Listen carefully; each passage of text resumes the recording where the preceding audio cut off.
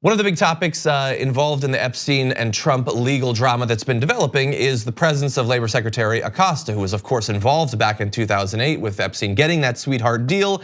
There's been a lot of pressure for there to be some sort of consequences for him. He was a divisive choice for that position to begin with, and at the time there was not much of an argument to be made for why he was being chosen. It seemed weird, especially considered what we later found out. Well, as of today, Acosta is gone. He's stepping out and probably going back to representing billionaires and trying to get away from the crimes that they've committed. Nice. But in any event, we do have this sort of impromptu gathering this morning where it was announced. Let's take a look. Alex called me this morning and he wanted to see me, and I actually said, well, we have the press right out here, so perhaps you just want to say it to the press. But I just want to let you know, this was him, not me, because I'm with him. He's a tremendous talent. He's a Hispanic man. He went to Harvard, a great student. And in so many ways, I just hate what he's saying now because we're gonna miss him. Brett at one point was, he was behind the scenes, a very important part of this show. It was very sad when he left. He's a creative guy. He's a Jewish man. He went to a good school. What? That's so amazing that he's just like, he was a good guy, a Hispanic. I have a Hispanic, now I have to get a new Hispanic. So weird. It's exactly, and that was a big thing because he was the first Hispanic person that it was touted by Trump in the cabinet that he selected. Yeah. But I mean, it's just weird. It's just the most Trump moment you can imagine in one thing, in something like that. Yeah, look, the good thing is that he is gonna get out. I mean, we'll have to look to see who's gonna take his spot because that's probably gonna be its own fresh hell. But he is moving on. Trump, of course, does that weird thing where, like, they're leaving, but it always has to be, I didn't want them to leave. I didn't make them leave. I didn't imply to them that they're hurting me and my reputation by the terrible things that they've done. It's just totally them. I'm totally with them. I don't get that. That's what he does always. He'll eventually go on to attacking Acosta when Acosta releases a book that's critical of him or whatever. But he does have to defend him at the time.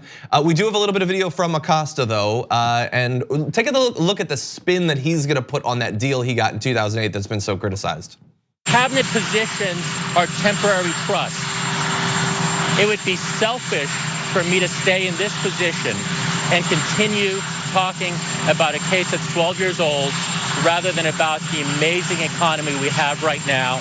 And so I submitted my resignation to the president effective 7 days from today, effective 1 week from today, earlier this morning. Okay, so the headline is, here's two men who were really mad at Epstein. It was a terrible thing that he did. And Trump's like, people were happy with the deal. And Acosta's like, it was 12 years old. Come on, get off my back. Yeah, this deal was 12 years old. In 3 years old, it's old enough to get raped by Epstein. In 3 years, it will be perfectly See, that that's age.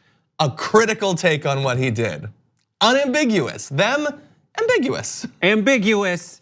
He did something terrible. The reason that we're in this now, the reason that we're talking about Epstein being being arrested for these charges is because Acosta let him off so easy before. Yeah, if Acosta had done his job, not only would the victims have been happier at the time, but we wouldn't be in this position right now. He wouldn't be in that position. So maybe do your job in the future. I want to point out, because of people like us, two huge things have happened this week. There will be no citizenship question on the census, and a man who facilitated the ongoing rape and encouraged the easy treatment of a billionaire who is a swamp creature, he is no longer the labor secretary. This guy who just recently proposed slashing a budget that would go towards protecting children from human trafficking.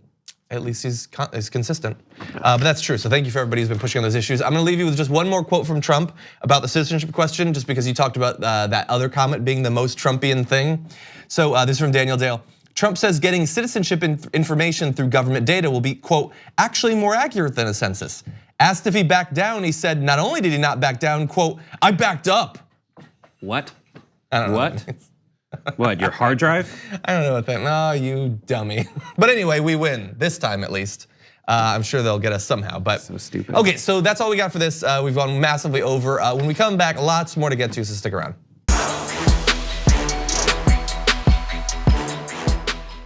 For more political news breakdowns, interviews, stories of activism, and me trying my hardest to care about the occasional big celebrity news story, subscribe to our YouTube channel at youtube.com/The Damage Report. And you can ring the bell wherever it is so you don't miss anything.